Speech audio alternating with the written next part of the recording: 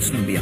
ღამის კურიერის კითხვებს დღეს უმრავლესობის ლიდერი და ფრაქცია ქართული ოცნების თავმჯდომარე მამუკა მდინარეძე პასუხობს. მოგესალმებით ბატონო მამუკა, ძალიან დიდი მადლობა გადაცემაში მონაწილეობისთვის, რომ გამოყავით დრო და მინდა ვისაუბრო ბევრ რამზე. მოგესალმებით თქვენს მაყურებელს.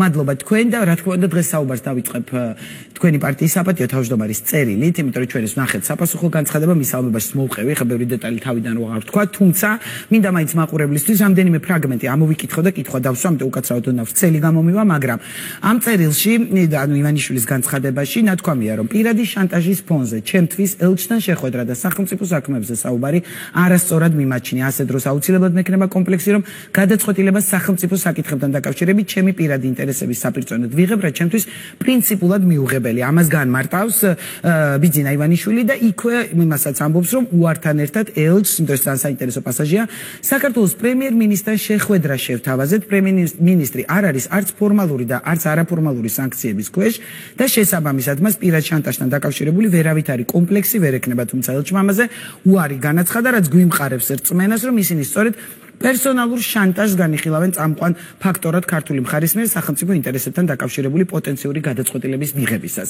უკაცრავად კიდევ ამბობ ძალიან ვრცელი გამომიდა, მაგრამ მაყურებლისთვის მინდოდა რომ შემეხსენებინა ეს ფრაგმენტები და ჩემი კითხვა იქნება, როცა არ ხვდება ამერიკის ელჩი პრემიერს, არ ხვდება საგარეო მინისტრს, ხომ შეძლო ეს გზავნილები საგარეო მინისტრთანაც მიეტანა და იყო სურვილი ბიძინა ივანიშვილთან შეხვედრის მხოლოდ თქვენ როგორ ხსნით, ანუ თქვენი საპატიო თავმჯდომარის ახსნა ვიხილეთ, მაგრამ აი თქვენი შეფასება როგორია, რატომ ითხოვდა მარტო ბიძინა ივანიშვილთან შეხვედრას და რატო ვერ მოხერხდა თქვათ პრემიერთან და საგარეო მინისტრთან საუბარი. მოკლედ დავიწყოთ იმით, რომ წერილში რაც იყო გადმოცემული ბატონი ბიძინას მიერ. ეს საზოგადოებისაც უკვე ცნობილია. ხა მის ინტერპრეტირებას ახლებურად ნამდვილად არ შევეცდები. მე მინდა ძალიან სახალხო ენაზე განვმარტო მოცემული რეალობა. რასთან გვაქვს საქმე? ანუ სანქციები დაუწესეს, წინა ადმინისტრაციამ დაუწესა ბიძინა ივანიშვილს. ამის შემდეგ შეიცვალა მმართველობა, არაფერი შეცვლა. ჩვენ ვამბობდით, რომ თუ კი ტრამპი და მისი ადმინისტრაცია, ანუ ამერიკის შეერთებული შტატების ახალი ადმინისტრაცია მოახერხებს, რომ deep state-ის გავლენებიდან გათავისუფლდეს, უფრო მეტიც დაამარცხოს არაფორმალური გავლენები ამერიკის შეერთებულ შტატებში, ამისი ყველაზე კარგი ინდიკაცია იქნება მაგალითად საქართველოსთან დამოკიდებულება. მაგალითად ის, რომ სტრატეგიული პარტნიორობა რეალური გახდეს და არა ისეთი, რომ მარტო სიტყვით, ფურცლით და რაღაცა ის დეკლარირებაში აისახებოდეს. ფრენები აღვადგინოთ, სავაჭრო ურთიერთობები და აღვადგინოთ არა. უვიზო რეჟიმი და დააწესონ, აღვადგინოთ არა, ფრენები არ ყოფილა არასდროს დააწესონ. კი ბატონო, ანუ პირდაპირ რეალური კომუნიკაცია, რაც ქართველ ხალხს და ამ ქვეყანას გამოადგენს. ასეთი არ ყოფილა არასდროს, მიუხედავად ამისა, ჩვენ ერთმანეთს ვეძახდით სტრატეგიულ პარტნიორებს. ჩვენ დღეს შეგვიძლია, რომ ამაზე პირდაპირ ვილაპარაკოთ, იმიტომ რომ 5 და 6 წლის წინაც კი ამაზე ლაპარაკი სხვა უხერხულობებს ქმნიდა და პირდაპირ ვთქვათ, რომ სხვა პრობლემებსაც ქმნიდა უხერხულობების გარდა. პრობლემებს ქმნიდა ჩვენ გუნდის შიგნიდანაც კი შეიძლება პრობლემები შექმნით. დღეს საბედნიეროდ ეს საფრთხეები აღარ არსებობს და ამიტომ დამოუკიდებლობის ხარისხის გაუმჯობესების გაზრდის პარალელურად ჩვენ თავისუფლად ლაპარაკობთ ამაზე. ანუ დაუბრუნდეთ ეხლა ძველ საკითხს.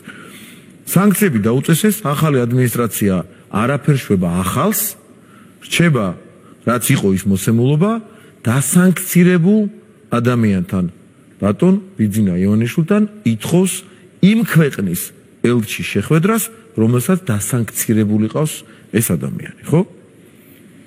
ანუ რა უნდა ელაპარაკოს ახლა ვთქვათ, აი, სულ რომ ვერსიების დონეზე გავიაროთ.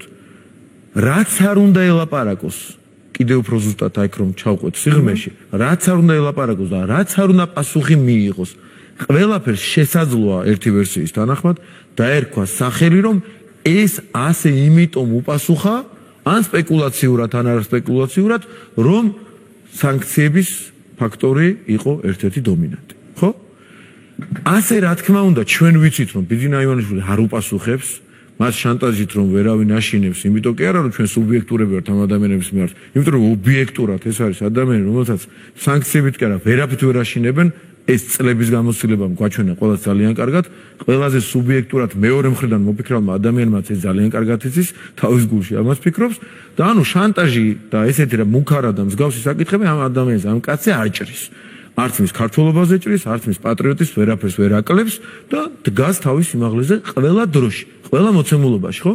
მაგრამ თავად ხო ამას ფიქრობს და გამოხატა ესეც. კი, წერილს ამბობს ამას. რაც არ უნდა თქვა, ფაქტიურად ეს კაცი ამას ამბობს, ამიტომ რაც არ უნდა თქვა, რაც არ უნდა გავაკეთო. შეიძლება ვიღაცამ ამას მიაწეროს. თვითონ ამისი გავლენით, შანტაჟის გავლენით, არაფერს არ იტყვის, ვიცით, მაგრამ ხო აუცილებლად ამაზე ასე ილაპარაკებენ. ერთი მიმართულება ამ თემის ეს არის, ხო? მიდიხარ შენ მერობითად, ხო? დასანქცირებულ ადამიანთან და ეს სანქცია რომ შანტაჟის იარაღი იყო და დღეს რომ ეს შანტაჟის იარაღი ძალაში იგივე მოცემულობით, იგივენაირად რჩება, ელაპარაკები შესაბამისად უკვე სწორი მიდგომა საკითხის მიმართ უკვე არ არის. რა თქმა უნდა ეს იყო წერილში გადმოცემული. იცით რა მინდა გითხოთ, სახელმწიფო მდივნის გზავნილები უნდა გადაგვეცაო, ხო, საელჩო ამბობს. ეს გზავნილები ცნობილია დღეს ხელის, ანუ რამე სხვა ტიპის კომუნიკაცია მე შედგა, არაფერი შედავება იყო, ხო, პრემიერთან. კომუნიკაცია იყო ჩვენგან და სულ არის ესეთი კომუნიკაცია. კომუნიკაცია იყო ვიცე-პრემიერის მიერ დამყარებული ამერიკის შეერთებულ შტატებში, რომელიც შეხვდა საკმაოდ მაღალი რანგის თანამდებობის პირებს და რაიმე განსაკუთრებული რაც შეიძლება არ იცოდეს საზოგადოებამ არ არის და ჩვენ რას ვცდილობთ ნახეთ, ჩვენ არ გვინდა კულისებში ლაპარაკი. ღიად ვლაპარაკობთ, ველაპარაკებით. კულისებში არის რაღაც თემები, რაზეც ლაპარაკობენ, მაგრამ არაფერი ისეთი არ არის კულისებში, არ ხდება დღეს რომ რაღაც არ იცოდეს საზოგადოებამ. ისიც კი იციან გუშინ და გუშინ წინ რაც ხდებოდა, არის რაღაც დეტალები, რაზეც გახსოვთ ადრე, საუბრობთ რომ ღმერთმა არ დაგჭირდეს და გვაჭიროს ამის ლაპარაკი. ხო, არის ასეთი საკითხები მათ შორის, მაგრამ იმ საკითხებს არ დღეს ვეხებით და სავარაუდოდ არ წყალ შევეხებთ, არ დაგჭირდება. ყველაფერს გააკეთებ ადამიანი თუ შენ ეროვნულ ინტერესებს ეხება და შენი ქვეყნის რომელიმე მოქალაქის სიცოცხლის ჯანმრთელობას, შენი ქვეყნის უსაფრთხოებას, ომს, მშვიდობას, ეხება ტერიტორიულ მთლიანობას და ასეთ საკითხებს ეხება, მაგრამ წესით არ უნდა დაგჭირდეს. არ დაგჭირდა იმ ყველაზე რთულ მონაკვეთში და ახლა მე თუ მეტეს როცა ჩვენ შევინარჩუნებთ მშვიდობა და სტაბილურობა არ დაგჭირდება. შესაბამისად, ბოდიში ნინო, ბოდიში რაიმე განსაკუთრებული გზავნილი თქვენს კითხვას რომ გვერდი არა უყურებთ. რომლის მიხედვითაც რაღაც ისეთი იყო გადასაცემი ან საპასუხო, რომ რაღაც ინფორმაცია გქონდეს, არ ვიცი, მე კითხვა მაქვს რიტორიკული ან თუნდაც არა რიტორიკული. შეუძლია ხვალ საერთოდ მიპასუხო. რამე ისეთის გადაცემა უნდა და ბიძინა ივანიშვილისთვის პერსონალურად და არა სხვისთვის, რომელიმე ადამიანისთვის ჩვენს ხელისუფლებაში. პერსონალური გზავნილი იყო ეს თუ ქვეყნისთვის. პერსონალურად უნდა და რამე ისეთის გადაცემა. ჩნდება ესეთი კითხვა. პერსონალურად უნდა გადაეცათ ისეთი კითხვა ან გზავნილი, რომელიც ვთქვათ არ გამომდინარეობდა ტრამპის უაღრესად პოზიტიური წერილიდან, მილოცვის წერილიდან. მაშინ ეს უნდა თქვა ამერიკულ მხარეს, აი ზუსტად ესმა კითხვა, თუ არის თქვენთვის ცნობილი და ვიცი რომ ხა დეტალურად არ არის ამაზე საუბრობთ, მაგრამ რას გულისხმობ ამ კითხვაში, რომ იგივე ტრამპის წერილი ახსენეთ, ჩვენ ნახეთ აი ორი დღის თუ თითო დღის განსხვავებით, ხო, რომ წინა დღეს იყო რუბიოს წერილი სახელმწიფო მდივნის, რომელზეც ოპოზიციამ თქვა რომ აი მარტო ქართულ ხალხს ულოცავს, ეს არის რომ ნამდვილად ამერიკის ახალი ადმინისტრაციაც არაფერს არ იზამს, თქვა კეთილმას რაღაც ამ ხელისუფლების მისამართი და უცებ მეორე დღეს ტრამპის წერილი, სადაც პირდაპირ ძალიან პოზიტიურად ესეთი გზავნილებით არის სავსე, ხო გამილოცვის გარდა ღია წერია, ხო, რომ რაღაც განვიხილავთ მჭიდრო თანამშრომლობას საქართველოს მთავრობასთან, მანამდე ამ დროს არალეგიტიმურობაზე საუბრობდა ოპოზიცია, მანამდე იყო ლევან დავითაშვილის ვიზიტი, მოკლედ ბევრი ისეთი რაღაცები დაემთხვა, რომ უცნაურად ჩანს და ამიტომ გეკითხებით, რომ რა სურს ამერიკულ მხარეს, ეს როგორ უნდა გაიგოს ხელისუფლება. ერთ შემთხვევაში და მეორე შემთხვევაში ჩვენი რეაქციები, ზოგადად ჩვენს ქართულ ოცნებაზე გავლაპარაკობ, მოსახლეობის უდიდესი უმრავლესობის რეაქციები არის გადაჭარბებული. რუბიოს ამ წერილის ინტერპრეტაციაზე იყო შეშფოთება, ვაიმე რატომ თქვა ამ კაცმა ასე. და ტრამპის უბრალოდ ჩვეულებრივ მილოცვაზე რაც უნდა ყოფილიყო, ობიექტურ დამოკიდებულებაზე იყო აღფრთოვანება. არც პირდაპირ ვამბობ, აღსაფრთოვანებელი არაფერი იმაში, რომ ობიექტურად ადამიანი ამბობს სიმართლეს. თქვენ რომ გაგიხარდეთ ხვალ რომ ნინო შუბლაძე დაგიძახოთ და დაბადების დღე მოგილოცოთ დაახლოებით ეს ამბავია.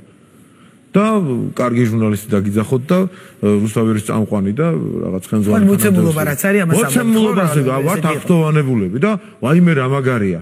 ესეთ გადაზრდა ძალიან კრიტიკული განცხადებები გვესმოდა. მე შეიძლება გული დავწყვიტო ჩვენ ბევრ ხარდამჭერს ეხლა, მაგრამ ესეც შეიძლება გადაჭარბებული იყოს. რა მოხდა ეხლა ისეთი არაფერი, უბრალოდ დიდი სახელმწიფოს ლიდერმა, მეგობარი ქვეყნის ლიდერმა მოგვილოცა და თქვა ობიექტური რაღაცები.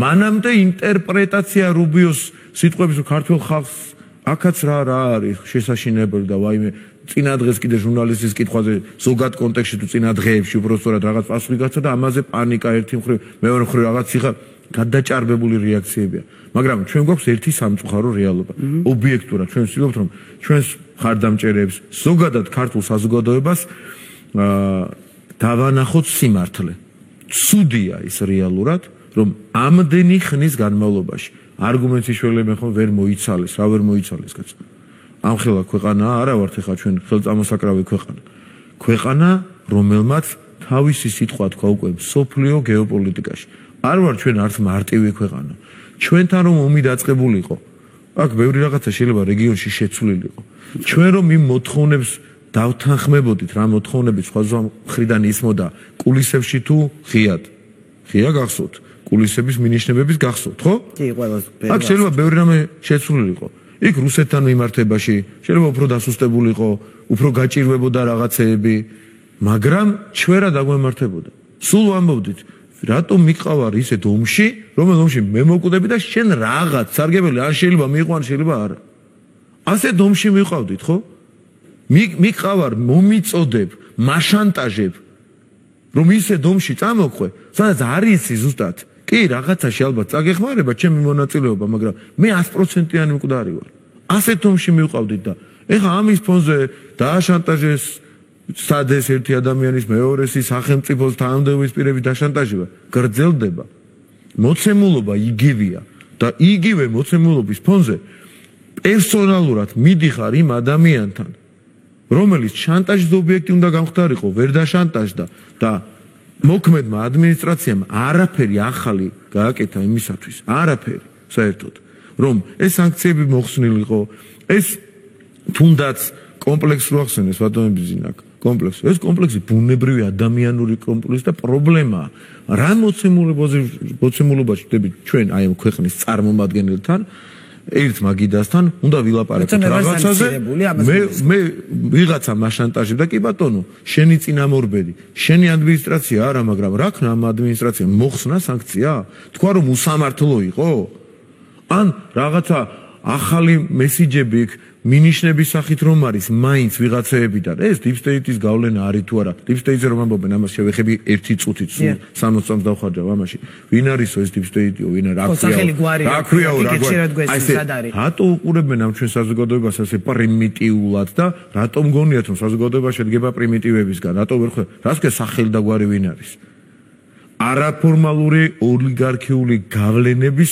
დიდი მძლავრი ჯგუფია ეს deep state ამერიკის შეერთებულ შტატებში რომელიც ცდილობს გავლენა მოიპოვოს დანარჩენი მსოფლიოს უდიდეს ნაწილზე და მართოს სხვადასხვა ჯგუფები ყავდეს საკუთარი აგენტურა და ეს არაფორმალური გავლენები უფრო მეტად გააძლიეროს მსოფლიოში და გაუგებარია გლობალური ომის პარტიაც ეს არის არაფორმალური გავლენების დიდი ჯგუფი რომელსაც ყავს ბიუროკრატიის სახით ბიუროკრატიაში ჩაბუდებული ძალიან ძლიერი მძლავრი ჯგუფი, რომელსაც deep state ქვია, ამას ამერიკელები თავად აღიარებენ და ებრძვიან დღეს ამას. მაგრამ თუ რეალურად ებრძვიან და არ ხდება უბრალოდ რებრენდინგი, მაშინ ჩვენ ამას დავინახავთ და ჩვენმა სახელმწიფომ, ჩვენმა ქვეყანამ, ჩვენმა ხელისუფლებამ, ჩვენ ქართულმა ხალხმა გაბედა და ეს ყველაფერი გამოიტანა სააშკარაოზე და დღეს ჩემი, თქვენი და ჩვენი ქვეყანა არის დამოუკიდებელი ქვეყანა და ამან მიცა საშუალება იმ განვითარების იმაზე არ ვლაპარაკებ ხალბათ გვექნება იმ საშუალება განვითარებისაც რომ ასე თავისუფლად ლაპარაკობდეთ როგორც მე ძალიან ბედნიერი ვარ რომ ასე შემიძლია ლაპარაკი დღეს და ბატონო მამუკა მინდა კითხოთ ამ ფონზე ანუ მზად არის თუ არა ხელისუფლება ჯერ მოისმინოს ეს გზავნილები ამას რატომ გეკითხებით თქვენ წერილების ინტერპრეტაციაზე საუბრობდით და მაგალითად აი ოპონენტების შეფასებით და მათი ინტერპრეტაცია ესეთი იყო რომ ელჩის თხოვნა და ივანიშვილის უარი მიუთითებს იმაზე რომ რიტორიკის და განცხადებების მიუხედავად ქართულ ენას არ სურს შეერთებულ შტატებთან ურთიერთობის დალაგება და სწორედ აქედან გამომდინარე გეკითხებით ანუ მზად არის თუ არა ხელისუფლება ამ ურთიერთობების გადასატვირთად რეალურად და თუნდაც იმ გზავნილების მოსასმენად სხვა შეხვედრა სახელი დავარქვათ ყველაფერს პირველი ყველაფრის მოსასმენად მზად ვართ ისეთები მოგვისმენია აწი უარეს ვერაფერს გვეტყვიან კულისებში და კულისებს გარეთაც ღიად საჯაროდ ეს ალბათ გახსოვთ კი ბატონო ეს ერთი მეორე გსურს თუ არა რეალურად სურს თუ არა ქართულს ამერიკასთან რომ გადავწყვეტოთ ურთიერთობები, თუ კი ვინმესთან ასეთი ურთიერთობა გაგვიუარესდა ყველასთან. ოღონდ მთავარი კითხვა, რის ხარჯზე? აი ეს არის. მე და თქვენ დაგვეძაბა თქვათ ურთიერთობა. და მე გითვლით, მე გეუბნებით, ღიად ვაფიქსირებ, რომ მე თქვენთან მსურს მინდა კარგი ურთიერთობა. და იმედი მაქვს, რომ შენც ამას მიიღებ. და თუ კი, ეხა წამოხვალ და ჩუმად მინდა ერთი შეხვედრაო, მეტყვი და რაღაცები უნდა გითხრაო და შანტაჟიზია რაღაც შენ წინააღმდეგ რაც გამოიყენეს, ჩემი მხრიდან გამოყენებული იქნა, ის ძალაში დარჩეს და მოდი ასე ვილაპარაკოთო, მინიმუმ თავმოყარების ამბავია შეიძლება გითხრა რომ და ასეც მოხდა. რომ მოდი არა. მოდი ჯერ რაღაც დამანახე რომ ნამდვილად გინდა ჩემთან ურთიერთობის დალაგება და მე თანაბარი პოზიციიდან გავაგრძელოთ საუბარი. შენთან მსჯი. ეს იგივეა რაღაცა ისეთ მდგომარეობაში ყავდეს ჩაყენებული წამგები ამ მდგომარეობს მათი გადასახედიდან თორემ ეს ესე არ არის. რომ ბურთი ამერიკის მოედანზეა, შემოწამწოდ ბრაზილიაში ამას ნიშნავს თქვენი ხდება? ირაკლი კობახიძის წერილი ხო ნახეთ? კი, რა თქმა უნდა, ღია წერილი. უნებრივია იმის შემდეგ ბურთი ამერიკის შეერთებული შტატების მოედანზეა. ხო, ანუ მათგანელით კონკრეტულად და რაღაც კულისებში შეხვედრები კი არა, შეხვდეს კი, ნებისმიერ ამას მოვისმენთ. ნებისმიერ ჩვენგანს, პრემიერ-მინისტრს, საგარეო საქმეთა მინისტრს, პარლამენტის ნებისმიერ ჩვენგანს შეხვდნენ, ნებისმიერ ამას მოვისმენთ. ურთიერთობებსაც დავალაგებთ. მაგრამ რის ხარჯზე? თუ ვიღაცას იმედი აქვს რომ კულისებში ისეთ რაღაცას გვეტყვის, რაც არ ითქმება საჯაროდ და მე რაღაცას ჩვენ უთხარით ისეთი რაღაცები, რაც გადატვირთვის ის იყო საჭირო. და ჩემ ქვეყანას დააზიანებს, უნებრივია მე ამაზე არ წავყვები, არ წამოყვები თქვენ წეღანდელი მაგალითად. ანუ ქართული ოცნების ხელისუფლება და ქართველი ხალხი შესაბამისად არ წაყვება არავის, მათ შორის არც ამერიკის შეერთებულ შტატებს ისეთ ურთიერთობაზე, სადაც უნდა დაზიანდეს ქართული ინტერესი. განსაკუთრებით თუ ეს შეეხება სუვერენიტეტის დაზიანებას, ხარისხის დაწევას, როგორც იქნა ქართველებმა შეხედეს, რომ ყავთ ხელისუფლება, რომელიც ლაპარაკობს თამამად დამოუკიდებლად და როგორც იქნა მიხვდნენ და იგრძნეს რომ საქართველოს შესახებ გადაწყვეტილებები მიიღება მხოლოდ საქართველოში. როცა ეს ასე არ ხდებოდა და აბსოლუტურად დამოკიდებული იყო ხელისუფლება. რა ხდებოდა? გახსოვთ ხო ძალიან კარგად. 2002 არ მივდივარ იქ. 9 წელს და რაღაცებზე კი ვლაპარაკობ, ნინო. აქ არის უბრალოდ ერთი მთავარი ამბავი, სათქმელი რომ ხო არ გონიათ ვინმეს რომ სააკაშვილი, ახალაიები, ვიღაცებს რომ ლაპარაკობენ ეხა იქ იყვნენ გადაწყვეტილების მიმღებები.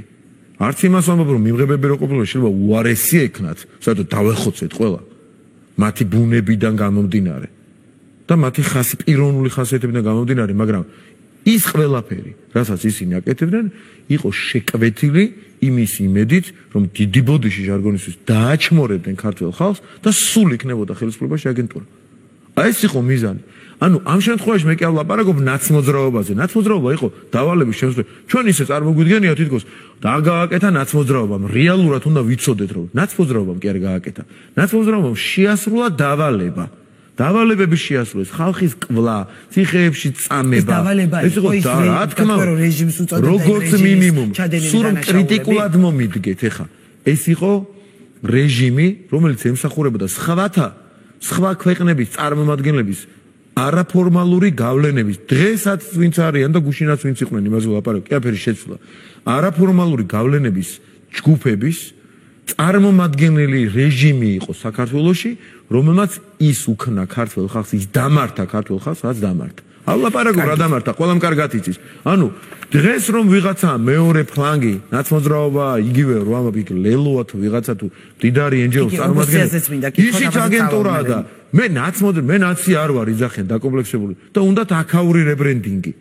და რა რებრენდინგზეა ლაპარაკი, ნაც აგენტი ხარ, უკვე გარე დავალებას ასრულებ, ეს იმას ნიშნავს რომ შენც იგივენაირად ანუ უარესად მოიქცევი, როგორც წინა აგენტი იქცევდა, სულ რომ მათთან არ იყო აფილირებული, მაგრამ ერთმანეთსაც ვერ შორდებიან და ერთნი არიან. ერთი მესიჯ ბოქსის ლაპარაკობენ, ერთი წარსული აქვს და ერთი მომავალი აქვს და ამიტომ არის ხალხი ბრძენი რომ ამას ხვდება. ძალიან კარგად ხვდებიან ვისთან აქვს საქმე და ამიტომ არ უშვებენ აგენტურის მოყვანას და რეალურად გარედან რაღაცას მელაპარაკები, თუ ჩემი იქ მივალ ისევ დაბრუნდები, თუ ჩემი ქვეყნის სუვერენიტეტის ჩამოწევაზე ანუ იმაზეა საუბარი რომ გარედან მართვის ბერკეტები გავაძლიეროთ, ამაზე არ მივყვებით. თუ ამაზე უნდა მელაპარაკოთ სკოლისებს მიღმა, მოვისმენ, მაგრამ დავაუარეთ. გზავნილები, ანუ ჯერ უცნობია. კი ბატონო, თუ, ამიტომ ამბობ, თუ ამაზეა თქო, ხო არ ამბობ. თუ ამაზეა საუბრები, რაღაცა ფორმით, იმას კი არ გეტყვი. ამას ისე კი არ გეუბნებიან. თქვენ როგორ წარმოგიდგენთ სკოლისებში ლაპარაკობენ, მომეც ერთი ბერკეტი რომ შენი ქვეყანა მევმართო, ამას ესე ხო არავინ არ ლაპარაკობს. იცით რა, ჩვენ არ მოგწონს სასამართლო რეფორმა, სადაც კი 4 თუ 5 ტალღა გადაიარეთ და 6 თქვენ შეიძლება უკვე და რაღაცა შემდეგ ტალღებს აპირებთ, მაგრამ აი აქ მაგალითად უნდა იყოს ესე და გეუბნება ისეთ რამეს, რაც უნდა NGO სექტორთან შეთანხმებით უნდა მიიღოთ კანონი, NGO სექტორთან შეთანხმებით აირჩიოთ ვიღაც დაუშვათ. ამას არ აგარჩევინებენ, ჩაგასწრებინებენ თავისთავად, ანუ მან უნდა მართოს, გეუბნება. ანუ ესეთი საკითხები შედიან თემის სიღრმეებში. არავინ არ გეტყვის რომ მე მამართინეო. გეუბნება რომ ეს გააკეთე და ასე უნდა მართო, ქვეტექსტი ეს არის.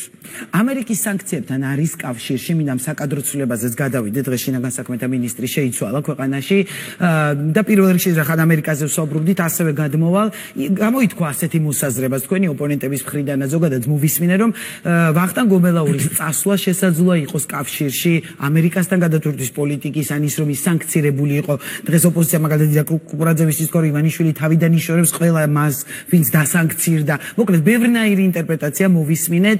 პირდაპირ მგვითხრათ რატომ წავიდა ვახტანგ გომელაური თანამდებობიდან და არის თუ არა ეს კავშირში. პირველი არაფერ შუაში არ არის. შეერთებულ შტატებთან გადატვირთვა. პირიქით მე შემიძლია გითხრათ რომ ეხლა რო რთული დღეები იყოს, აი როგორც გამოვიარეთ წინა პერიოდში რთული კვირები იყოს, ვახტანგ გომელაური არავითარ შემთხვევაში 0% იმისა რომ თანამდებობას დატოვებდა.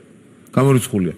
იმიტომ ერთ-ერთი ფაქტორი იყო რომ არაფერი ისეთი აღარ ხდებოდა რომ სიზნელე ყოფილიყო რომ აი მე გამოცდილი მინისტრი პროფესიონალი თუ არ ვიქენი ხა აქ რაღაც პრობლემა შეიქმნას როცა დამშვიდა ყველაზე მაგრად სიტუაცია და მიხვდა ეს ადამიანი მაშინ გადაწყვიტა ერთ-ერთი ის იყო რომ თავარი თქვა მან თავის იმაში წერილში თავის განცხადებაში უბრალოდ ყველაზე შვიდ პერიოდში და მე არ შეიძლება რომ გვერდი აუარო იმასაც ახლა ვიტყვი თუ კი ვინმე გაგიცნიათ, იცნობთ, მომავალში გაიცნობთ ერთ-ერთი ყველაზე პროფესიონალი, ღირსეული ადამიანი და მე გეკას სამომავლო გამოწვევებზე თუ რამეს ვიტყვი, შემდეგ მანამდე აუცილებლად ვიტყვი, რომ ვახო გომელაურის შემდეგ მინისტრობა არის ურთულესი გამოწვევა. აი, გადაჭარბების გარეშე ეს ადამიანი ჩვენი მეგობარია, არანაირი ხინჯი ამ მეგობრობაში არ არსებობს, ამით ვინმე რამე რო არ იფიქრა ამას ხა არ დაიჯერებს, ბევრი დაიჯერებს, მაგრამ ოჯახის, პარტიული ოჯახის, სამეგობრო ოჯახის წევრია, უღირსეულესი კაცია და რა ვიცი, ყველა გუნდს უსურვებდი ისეთ პროფესიონალს და ისეთ ადამიანს, როგორც ვახტანგ გომელაური. ყოველგვარი გადაჭარბების გარეშე. მეგობრობა ახსენეთ და გამუდმებით ისმის თქვენი სახელი და გვარი ახალი თანამდებობის პირებთან მიმართებაში და ამჯერად აი ახალ შინაგან საქმეთა მინისტრს უნდა მეკითხა. დღეს გავრცელდა მედიაში ინფორმაცია, რომ ის არის თქვენი ძალიან ახლო მეგობარი, რომ თქვენ ხართ ერთ-ერთი რეკომენდატორი, გეკა გელაძეს გულისხმობ და ასევე სხვადასხვა წყაროს მიერ სოციალურ ქსელში გავრცელდა ინფორმაცია, რომ მას აქვს დიდძალი ქონება და არის მონათვალით სახლები წყნეთსა და კოჯორში, ბინა და საოფისე ფართები ვაკეში და ასე შემდეგ. მოგეთ, რა შეგიძლია გითხრათ ახალ მინისტრზე და არის თუ არა ის მართლა თქვენი მეგობარი და იყავით თუ არა თქვენ რეკომენდატორი? ათეული წლებია, რამდენი 2 ათეული წელია უკვე მეტი, გეკა ჩემი მეგობარია, კი. რა თქმა უნდა, არ ვადასტურებ კი არა, ვამაყობ. ჩემი ყველა მეგობრით, მათ შორის გეკა გელაძით, უღირსეულესი კაცია და ასევე უპროფესიონალესი, რომელმაც ეს თავის საქმით დაამტკიცა ყველა პერიოდის განმავლობაში. ეს ერთი. მეორე, გეკას ჩემი რეკომენდაცია პრემიერ-მინისტრთან ნამდვილად არ ჭირდებოდა, იმიტომ რომ ძალიან დიდი ხანია უკვე ირაკლი კობახიძე მას პირადად ძალიან კარგად და ძალიან ახლოს იცნობს და ნამდვილად არ დაჭირდებოდა მამუკა მდინარაძის რეკომენდაცია. ბუნებრივი ამბავი. ანუ ადასტურებთ რომ მეგობარია, მაგრამ არ ახართ რეკომენდატორი. არც იმაზე ვიტყვი უარს რომ მისი რეკომენდატორი ვიყო, მაგრამ ეს იყო გუნდის გადაწყვეტილება და ვისაც უნდა დაიჯეროს, ვისაც უნდა არა. ჩემი ინიციატივა ეს არ ყოფილა, რა თქმა უნდა, ასე რომ ყოფილიყო, თქვათ, რომ ეკითხა ირაკლი კობახიძეს, ვის ფიქრობ, უფრო დეტალში ჩავა და უფრო სახალხო ენაზე ვიტყვი. ერთ-ერთი შეიძლება ის ყოფილიყო, მაგრამ მისი ინიციატივა იყო და ჩვენ ყველანი, რა თქმა უნდა, დიდი სიამოვნებით დავეთანხმეთ. კი ბატონო, იმასაც კითხავთ, რომ იმასაც გეტყვით რომ აი დეტალებში ჩავიდეთ თუგნებად მე და ანდრიო ხანაშვილი ვიყავით პირველები ვისთანაც ეს იდეა გაახმოვანა და ორივე დიდი სიხარული დავეთანხმეთ, ანდრის მოადგილე იყო, მათაც მოასწრეს დამეგობრება და გაცნობა ერთმანეთის როგორც ორმა პროფესიონალმა ადამიანმა და უღირსებულმა კაცმა. შესაბამისად, გეგა დიახ, ჩემი მეგობარია, მისი რეკომენდატორი და იდეის ავტორი შინაგან საქმეთა მინისტრი ყოფილიყო არის ირაკლი კობახიძე და ჩვენ ბუნებრივია დავეთანხმეთ კი არა დიდი სიხარულით გავიზიარეთ მისი პოზიცია. და რაც შეეხება მედიაში გავრცელებულ ინფორმაციას, ესეც მინდა მითხრათ მის ქონებასთან დაკავშირებით. ვითომ არიციან, ან ვინ არიან მისი ოჯახის წევრები. მე შემიძლია გითხრათ, რომ არ ვიცი ხა გეკასთვის ეს არ მეკითხავს, მაგრამ ალბათ არც ეს არის პრობლემა გავახმოვან, რომ მისი ოჯახის წევრები ახლა მას ალაპარაკო ბიძაშვილ მამიდაშვილებზე. მისი ოჯახის ასე თქვია წევრები არიან საქართველოს ბიუჯეტში ერთ-ერთი მსხვილი გადამხდელი. ასეულობით თუ არა ათეულობით მილიონი ლარიშია. ანუ ეს ქონება თქვენ გითხოთ რომ მას ოჯახიდან მოსდევს და ეს არ არის საჯარო სამსახური. ხელნათ თბილისმა მე არ მეგულებ ხა ამ ხელა სანაცნობო წრეა ქალაქში ვინმე ყავდეს როგორც მას და მის ოჯახს და არიციან ეხა რომ ერთ-ერთი ასე ვთქვათ უმსხვილესი ბიზნესმენი მისი ოჯახის წევრია, ერთ-ერთი მსხვილი გადამხდელი საქართველოს ბიუჯეტში და გაუკვირდათ გეკას ქონება. მე გამიკვირდა მეტი რატო არაფერია. ხო, ნუ ეს მედიაში რაც მოგიძინა სოციალურ. გეკას და რაღაცა მანდატურების უფროს რო იყო ვიღაცა გიჟიწერდა თურმე მაქშინო ეთყობა შეიზინოს კარგით ხალხო. ხო ყველამ ყველაფერი იცით რა. ერთსაც კითხავთ რა ხომ მაგრამ ახალ შინაგან საქმეთა მინისტრს საუბრობთ და გადავალ ითქვა ასეთი რამეც აი მაგალითად ლევან ხაბეიშვილი წერდა რომ ნაცი გეკა გელაძის რეკომენდატორად თქვენზე საუბრობდა, მაგრამ ის ნაციონალურ წარსულზე დღეს მედიამშიც გაკეთდა აქცენტი და თქვენი პოლიტიკის მხრიდანაც ნაციონალურ მოძრაობის დროსაც მუშაობდა. ამაზე იყო საუბარი. მე გარანტიას ვიძლევი, ხა ზუსტად ვიცი, ხა მართლა ისე კი არა ვართ მეგობრები, სამ წელიწადში ერთხელ რომ მოვიკითხავდით ერთმანეთს. მართლა ახლო მეგობარია ჩემი და შემიძლია მთელი პასუხისმგებლობით გითხრათ, რომ არც ერთი დღე ნაცმოძრაობასთან, პარტიასთან გეკა გელაძე შეხება არ ქონია. და ერთადერთი პარტია რომელსაც შეხება ქონდა და რომლის გუნდის წევრიც არის, რომლის წევრიც არის, ეს არის ქართული ოცნება. და ნაცმოძრაობის დროს ქონდა და რაღაცა რიგითი პოზიციები და ყველა მაღალი თანამდებობა, რასაც იკავებდა, ქონდა ქართული ოცნების დროს. 3 თუ 4 მარტო სამინისტრო გამოიცვალა მინისტრის მოადგილის რანგში. ჩვენი გუნდის ერთ-ერთი დასაყრდენი კაცია, მენეჯერი, ძალიან ესეთი გუნდში ცნობილი თავისი მენეჯმენტით და საუკეთესო უნარებით. რა ნაცნობაზია ლაპარაკი? ანუ წარმოიდგინეთ, ეხლა ლევან ხაბეიშვილი რო ამბობს, ნაცი გელაძე, ლევან ხაბე, ანუ დისკრედიტაციას რა დონის ხალხია, რომ ჩვენი გუნდის წევრი იყო თან ატყუებენ და აბრალებენ და თან დისკრედიტაციას თან ჩვენი გუნდისო თან დისკრედიტაციას აღიქვავენ და ამაზე მეტი თვითულწრაცია ნაცების მომხრეებს მიმართავ თუ კი ვინმე ისმენს ამას რა უნდა იყოს თან აბრალებენ და თან თავის გუნდის წევრობას და ეს მიაჩნიათ დისკრედიტაცია და დისკრედიტაცია სწორად მიაჩნიათ მაგრამ გუნდის წევრი ერთი კითხვაც მინდა დავსვა რომ გავრცელდა თქვენს ინფორმაცია რა თქვენი ოპონენტები ისეთ ლევან ხაბეიშვილმა თქვა რომ ჩაგბარდათ ეგრეთ წოდებული შავი სალაროს უკვე თქვენ არა შსს მინისტრს მოკლედ ბევრი ისმის თქვენს ირგვლივ და მინდა რომ ამ ბრალდებაზე უბრალოდ რას უპასუხებდით თუ ხო დღეს რამდენიმე ინტერვიუ ყოფილა ისეთი ეხლა გეტყვით ერთ რაღაცას აი შავ სალაროზე ხო ლაპარაკობენ ხოლმე ყველა დროში და ყველა სივრცეში და სუგვარებით ვის ბარდებოდა ეს ამას ბარდება იმას ბარდება ნაცმოძრაობის პერიოდში ერევათ ამათ მე შემიძლია ერთ რაღაცა გითხრათ რაღაცები ხო კორუფცია აბსოლუტურად აღმოფხრილი არც ხელისუფლებას არ აქვს სამწუხაროდ ხო ჩვენ კორუფციის თვალსაზრისით მასთან ბრძოლის თვალსაზრისით საკმაოდ წინ წავიწიეთ რეიტინგებში და ამბიციური ამოცანა გვაქვს რომ სოფლიო სამეულშიც კი მოხვდეთ ამ საკითხზე ხაზგასმა შემთხვევით ყველას გასაგონად ამბობ ჩვენიანი სხვისიანი არ აქვს მნიშვნელობა პარტიულ ჩვენიანობაზე საუბრობ თუ კი ვინმე და რაღაცები გამიგია პარტიის სახელით რაღაცებს ვიღაცებს დღემდე გამიგია იმას მოთხოვეს იქ მიიტანა აქ მოიტანა რაღაცები აი ყველას ვაფრთხილებ ერთადერთი სადაც შემოწირულობა შეიძლება განხორციელდეს ეს არის ბანკი შესაბამისი ანგარიშია ჩვენი იქ პარტიის სახელზე შემოწირულობას პარტიის ფინანსად შეეხება პარტიის ფინანსი შეიძლება იყოს მხოლოდ ასეთი შემოწირულობის სახით და მხოლოდ შეიძლება ადამიანი ვისაც შემოწირულობის გაკეთება უნდა რა თქმა უნდა ჩვენ თანხების მობილიზაციას ვახდენ და ათეულობით მილიონის მობილიზაცია ხდება ეს არ არის ხო და სამი ყველაზე მსხვილი შემომტანები ქართულ ოცნებას ხოლმე ამის იქით ბანკის იქით ერთმა ადამიანმა ან თუ გითხრათ სადმე მომიტანე პარტიაში რომელიმე კაბინეტში საჯარო უწყებაში არასაჯარო უწყებაში ოფისში სადმე ყველა იცოდეთ რომ არის ქრთამი ასეთ თამამ განცხადებას რატო არ აკეთებთ თავის დროზე? აი ხა მე რატო ვარ ესე თამამი ამ განცხადებაში? კიდევ ერთხელ შემიძლია გავიმეორო.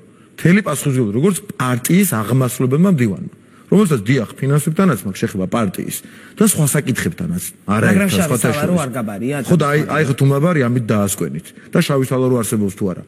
ბანკის გარდა თუ რომელიმე ან რგოლთან პარტიის ან რომელიმე უწყებასთან ან სადმე მოგიწევთ ურთიერთობა, თქვენ თუ პირადად გიწევთ ურთიერთობა, თქვენ მიგაქვთ ესე იგი ქრთამი და ციხეზე აწერთ ხელს, ციხეს ჯაზნომას.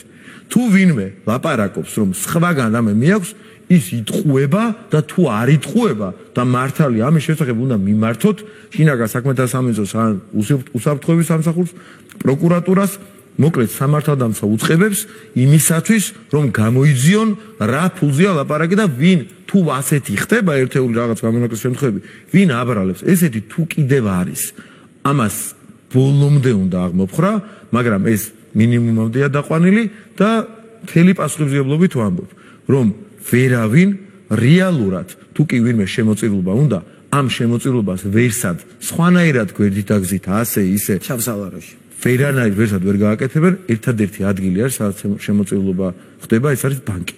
მეტი ადგილი საამისოდ არ არის. ეხლა თქვენ დაასკვენით, არის თუ არა შავი სალარო. თუ არა შავი სალარო. ჩავიბარეთ გერა, არის თუ არა. ის იყო და იმიტომ. გასაგებია, კარგით, მინდა გადავიდე არჩევნებზე და თქვენს ოპონენტებზე, რომლებიც ვიდრე არჩევნებამდე მუდმივად საუბრობენ თქვენი მხრიდან პოლიტიკურ რეპრესიებზე და ნუ ამის მაგალითად ჩვენ ვნახეთ ზურაბ ჟაფარიძე დაკავებული, ვნახეთ ოქრუაშვილი დაკავებული, მოლოდინია რომ ხდება მელია გვარამიას დაკავება, რადგან მათ ღიად თქვეს რომ არაპირებენ გირაოს გადახდას, მიმდინარეობს ხაზარაძე ჯაფარიძის პროცესები. ამ დროს ქვეყანა წინა საარჩევნო ასე ვთქვათ მარათონში შედის, უცნობია ვინ მიიღებს მონაწილეობას, მოკლედ ამ ყველაფერს იმიტომ ვთვლი რომ სრული ქაოსია წინა საარჩევნო ამ მიმართულებით და პლუს ხედავთ დაკავებულ ლიდერებს. როგორ ფიქრობთ, იგივე დასავლეთის, ქვეყნის შიგნით, ქვეყნის გარეთ არ აქვს მნიშვნელობა, როგორ იქნება აღქმული, თუ კი ვთქვათ არჩევნები მოვა და თითქმის ყველა ლიდერი, ნახე უტრირებას ვაკეთებ, მაგრამ იგივე ჯაფარიძე, მელია, გვარამია და ოქრუაშვილი, ხო ვთქვათ 4 ლიდერი ციხეში იქნება, როგორ იქნება ეს აღქმული, იქნება ეს პოლიტიკურ რეპრესიებად აღქმული, რაზეც საუბრობენ, თუ რაღაც ვთქვათ კანონის აღსრულება, როგორ ხედავთ? ოთ თავის სახელი დავარქვათ რა. თვითონ გარბიან იმ ციხეში და ჩვენ ვშვევთ? თვითონ არ გარბიან. გადაგირავს არ გადახტას. ანუ მე წავალ ხა ციხეში დავждები, გირაოს არ გადახტას და დანაშაულის დემონსტრაციულად ჩადენას. კომისიაზე არ მისცეს. არა, რა მაინტერესებს იცი? თქვენ რო ადგეთ ხა. თქვენ რო ადგეთ და აი ხა ადამიანს თავი გაუტეხოთ აგერ. პირდაპირ ეთერში. და დაგიჭერენ, ხო? ანუ თქვენი წახოდით თუ დაგიჭირეს?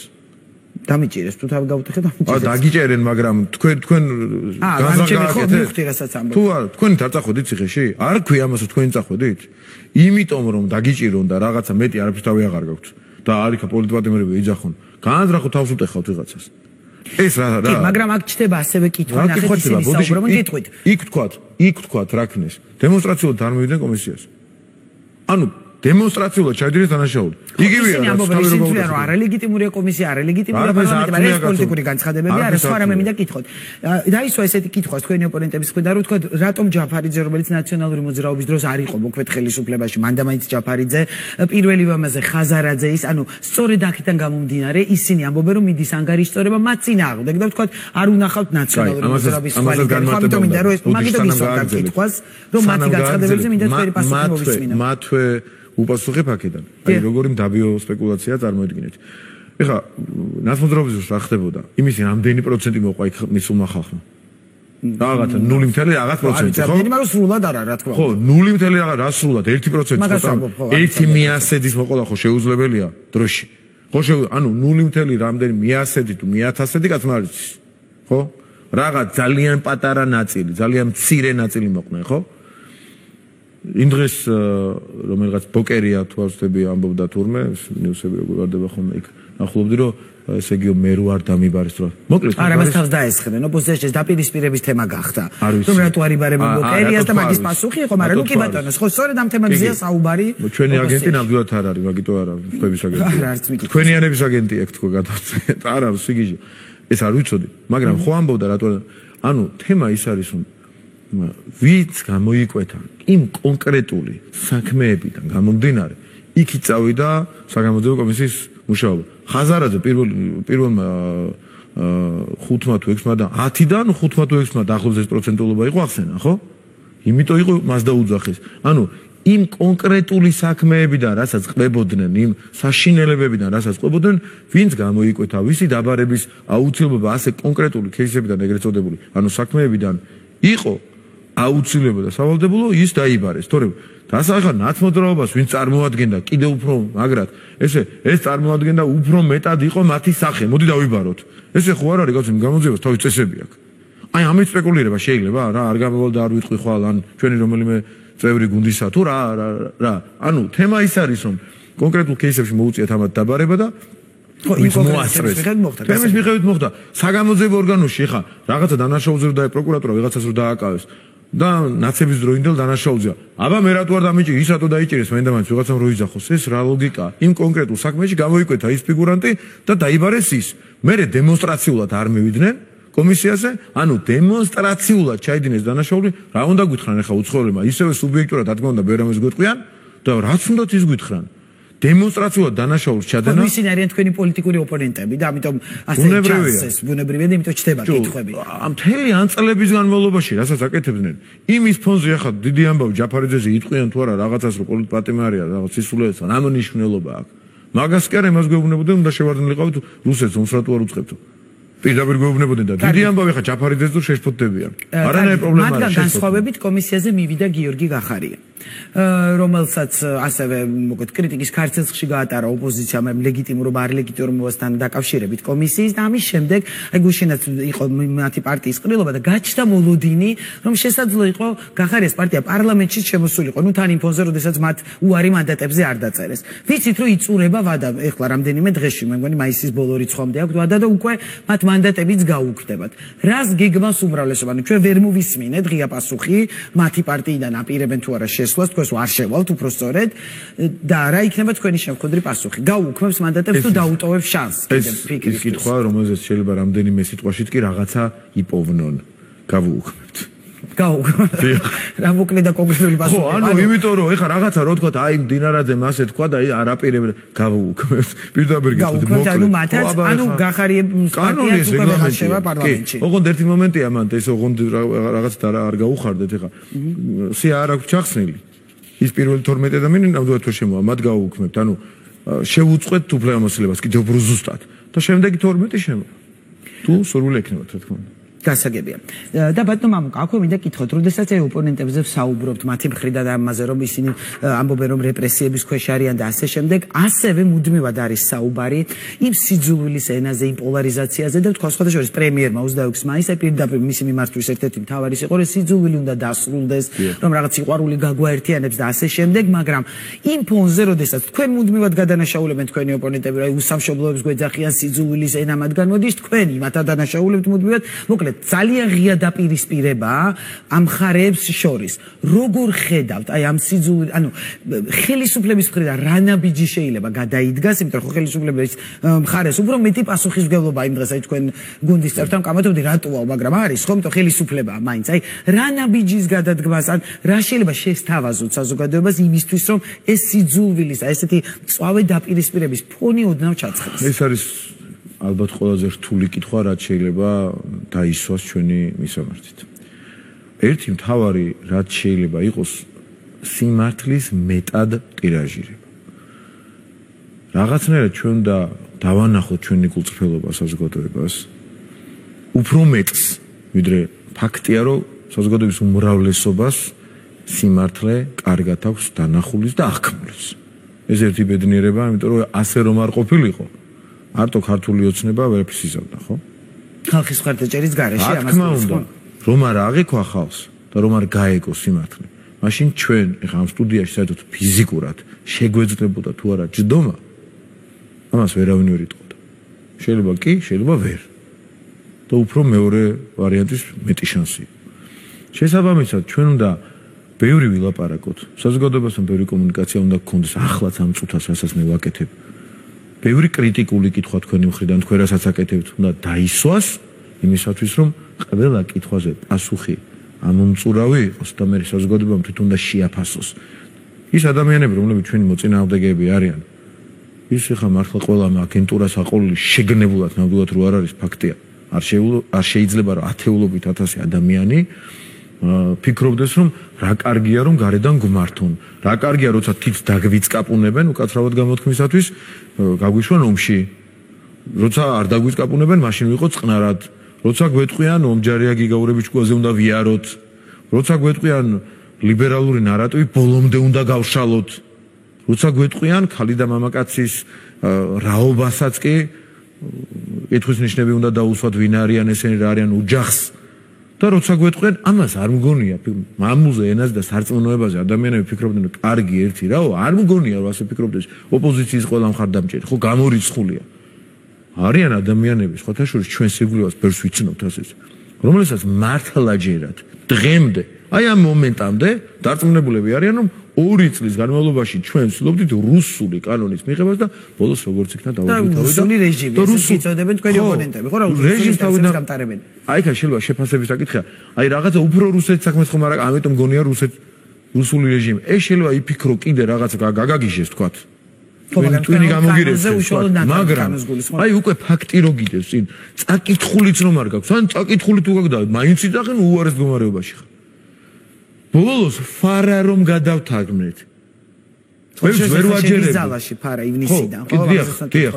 ვერ ვაჯერებდი ბევრს პირველი ხალხის ზალამ თავის დროს რაც დააინიცირა მაშინაც ფარას პირდაპირ თარგმანი იყო ეხლა რატო ვერ ამოიღეთ მამეთქი რომ ეკამათებიან თქვათ ხო შევდივარ ვიღაცასთან კამათში იმიტომ რომ თქვენ ეხლა პირდაპირ თარგმანი და პირველიც რომ პირდაპირ თარგმანი იყო იცით მეთქი არაო არ ვიცით როგორ პირველი ორი ვარიანტი ხო დადეს ერთი იყო აი რასაც ქვია გამოშიგნული ვერსია ქართულ რეალობაზე მორგებული ხალხის ზალამ რაც დადო გამჭვირვალობის კანონს მეორე იყო ფარას თარგმანი ოღონდ აი ბოლომდე თავიდან ბოლომდე როგორც ბოლოს გადავთარგმნეთ კაციშვილმა არ იცის დღემდე რამდენიმე პროცენტს უწოდებს რაღაც დღემდე გონიათ რომ ანუ პროტესტებს ამ ყველაფერს მე ვარ ერთი ადამიანი ვდგავარ ეხა აქ აი მათ მაგრად რო ვისაუბრო რომელსაც დღემდე გონია რომ რუსული კანონი მიიღეს ქართული ოცნების წარმომადგენლებმა და დღემდე ამაში ვარ დარწმუნებული ანუ მე ხო რაღაცა პრობლემა მაქვს ამ დროს ანუ წარმოიდგინეთ ბოდიში ნინო ანუ პრობლემა აქვს მართლა ადამიანს ანუ არის გავლენის ქვეშ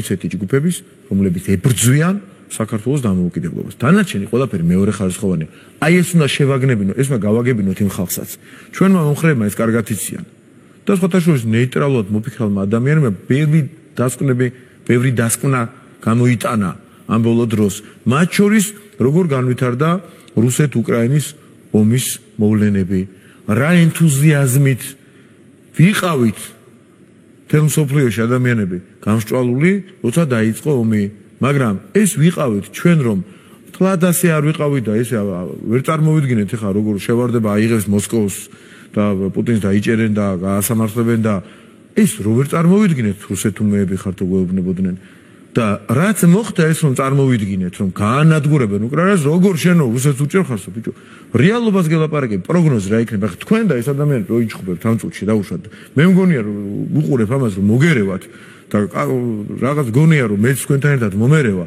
შენო იმისკენ ხარო მეუბნები და ცოტა ხონდა დაფიქრდე ბატონო მამკა როგორ უნდა ახსრულდეს იმიტომ რომ ჩვენ ნახეთ აი თქვენ რამდენიმე ჯერ თქვით ეს კანონი ხო პირველი ვერსია იყო შემოტანილი მიღებული მეორე არავინ არ დაგერეგისტრირა უბრალოდ ნაწილი დარეგისტრირდა მაგრამ ის მსხვილი ენჯოები არ დარეგისტრირდა და აი ახლა შევაფარა ძალაში როგორ მოხდება ამ კანონის ახსრულება როგორ ხდება ამერიკის შეერთებულ შტატებში ანუ აი მე რატომ გულისხმობ ამას ეს მესმის როგორ ხდება ესე მაგრამ იგივე არასამთავრობო ხო გახსოვთ მაშინ რეგისტრაცია არ გაიარეს ანუ დღესაც შეუძლიათ ხო მაგრამ არ დაადეკლარირონ არ გასაგებად კაცრია პასუხისმგებლობა ვიდრე წინა შემთხვევაში ზუსტად მოხდება ახსრულება ხო მაგრამ მაშინ არ დარეგისტრირდა და არ მოეწყობა პასუხი ამის ზუსტად ისე როგორც ხდება ამერიკის შეერთებულ შტატებში იმიტომ რომ ერთ-ერთი გადმოწერილი კანონია ახსრულება ზუსტად ისე მოხდება როგორც ამერიკის შეერთებულ შტატებში რიგ შემთხვევებში არის სისხლის სამართლის პასუხისმგებლობა ყველა პუნქტი, ყველა სიტყვა გადმოწერილი ამერიკული კანონიდან.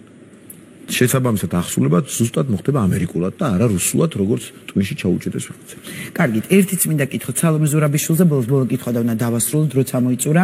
სალომე ზურაბიშვილს აქვს მცდელობა გახდეს ოპოზიციის ლიდერი, მცდელობა თუ აგიქვამს უკვე ოპოზიცია არ ვიცი ლიდერად, თუმცა ვნახეთ კრიტიკული განცხადებები ამ 26 მაისის მისი გამოსვლის მიმართაც, მოკლედ რაღაც კონკრეტული გეგმა ვერ მოისმინა ოპოზიციის ნაწილი, ამით უკმაყოფილო იყო ნაწილი კმაყოფილი, არჩევნები ჯერ ჩატარდეს საპარლამენტო, შემდეგ თვითმმართველობა და მოკლედ ამ არჩევნების წინ იქაც დიდი განხილვაა, მაგრამ თქვენ როგორც ხელისუფლების წარმომადგენელს მინდა კითხოთ, როგორ ხედავთ სალომე ზურაბიშვილს როლს პოლიტიკურ პროცესში და მას რატომ გეკითხებით და ოპოზიციაში, იმიტომ რომ რაღაც თქვენს მიერ მხარდაჭერილი პრეზიდენტი იყო, ამაზე სულ არის საუბარი, იმიტომ კი არ ვამბობ, უკვე მომბეზრდა ეს თემაც, მაგრამ ხო რაღაც იცნობთ მის პერსონას და ის ახლა გადავიდა ოპოზიციაში. შესაძლოა ის თავისი რაღაც ამ ყოფილი პრეზიდენტი რო იყო, თავის ურთიერთობებით კონტაქტებით დასავლეთთან, მოკლედ რაზეც თქვენ მუდმივად საუბრობთ, რომ აი დადიან და რაღაც ევროპელ ლიდერებს არწმუნებენ და მათ შორის სალომე ზურაბიშვილი ქვეყნის წინააღმდეგ, თქვენს წინააღმდეგ, როგორ ხედავთ, იმიტომ ავხსენი აი ამ ნაწილში მის როლს. შესაძლოა მან სერიოზულად დააზარალოს ხელისუფლება მაგალითად იმ თავის ურთიერთობებით. არა წარმოუდგენელი, არასერიოზულია უკვე მასზე ლაპარაკი. არ ვიცი ხა ეს უნდა ვთქვა თუ არა. სხვის მაგერად ხო შეგრცხვენიათ, აი რომ უყურებთ, რაც არ უნდა თქვენს მიუღებელი იყოს. ადამიანი მის მაგერად რომ გრცხვენია, აი ეს ემოცია მიჩნდება ამ ბოლო დროს სალომე ზურაბიშვილის მიმართ, აი მაგალითად გუშინ წინ ვიღაც ახალგაზრდა გოგონები რომ მიადგნენ და ჩვენო საარდალო ხელს უნდა გემთხვიოთო და ხელი რო გაუწოდა, აი უკვე მე მგონია რომ ზედმეტია ლაპარაკი. ანუ არ იღიქონ სერიოზულად რომ ამ ხალხს არა აქმაზე საუბარი ზედმეტი ამ ხალხს ძალიან ცუდად მოეპყნენ. მე ვიცი სამართალდამცავ ორგანოებში მიმუშავია წლების განმავლობაში, მე ადვოკატის ვიყავი.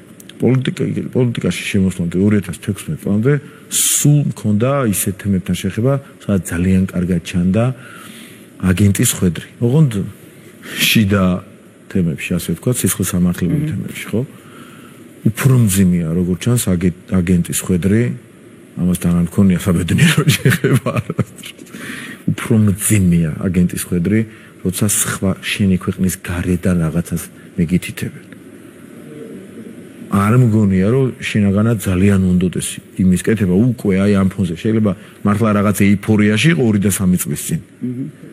პაპუაშვილს და კობახიძეს, ირაკლი კობახიძეს, შალვა პაპუაშვილს რომ ხვდებოდა და ზელენსკი გმირი გახდებოდა, აბა თქვენ დაშვებითო. აი მაშინ შეიძლება ეიფორიაში იყო, მაგრამ დღეს არ მგონია ესეთ ეიფორიაში იყო. მას ისეთი დავალებები შესრულება უწევს.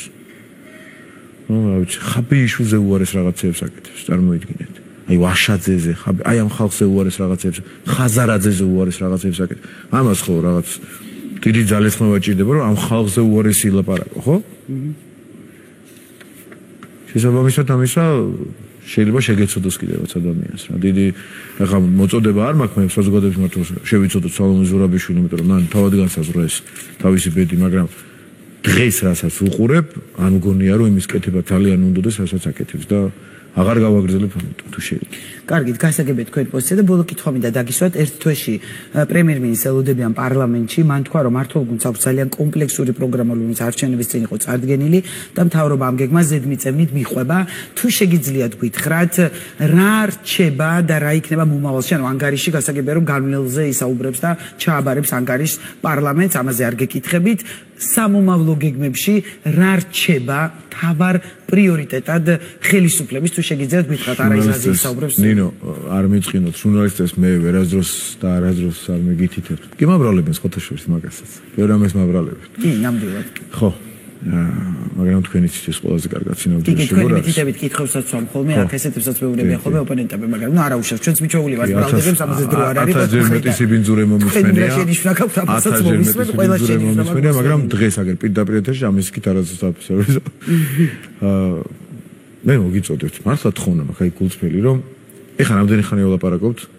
ამ შემთხვევაში არ საყვედურობ. 50 წუთი და მე მაქვს 2 წუთი რომ ველაპარაკო რეალურ საქმეს.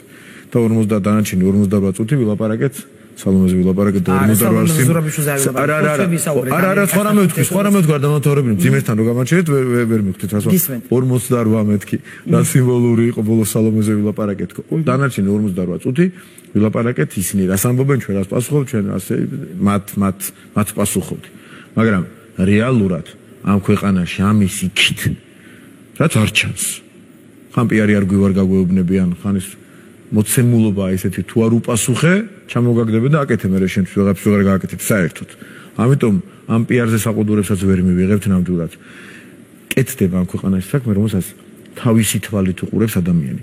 თვითონ ხედავს გზა როგორ იგება, ამხელა ავტობანი თბილისიდან რო გახვალ და ძალიან ცოტა ხანში ხო დასრულდება კიდე რამდენი მონაკვეთი, ორჯერ ნაკლებ დროში რომ ბათუმში აღმოჩნდებით, ამას ხედავს, აღარ უნდა იმას პიარი, ხედავს ადამიანი, თუმცა ვაპიარებთ კიდევაც შესაძლებლობის ფარგლებში ის საშუალებასაც თქვენ მოგცემთ ხოლმე. თავარი ისიც რა არის, ქართულ ოცნებას აქვს ძალიან ამბიციური გეგმა. როდესაც ჩვენ ვლაპარაკობთ, რომ დამოუკიდებლობის ხარისხს კიდევ უფრო გავაუმჯობესებთ. კიდევ უფრო გავაუმჯობესებთ. ეს იმას ნიშნავს, რომ ჩვენ ამ ხარისხითაც კი არ გვაყოფილდებით და ეს არის თავარი ეროვნული იდეა დამოუკიდებლობის არის ბიგა იდეას რო ეძახიან ხოლმე. მთავარი იდეა. ეს არის ქუდი ამ ყველაფრისა, რასაც ჩვენ ვაკეთებთ. აი აქედან გამომდინარეობს მენეჯმენტი დანარჩენი ყველაფერი. როცა მიხეილ ყაველაშვილი, ირაკლი ყობახიძე, შალვა პაპუაშვილი, კახა კალაძე, ბიძინა ივანიშვილი გველაპარაკება ხოლმე, ვლაპარაკობთ ამ თემებზე, დავждებით ხოლმე ჩვენ ამაზე იმას რა უპასუხო და იმას რა უპასუხო, იმაზე კი ვლაპარაკობთ. ამაზე ვლაპარაკობთ.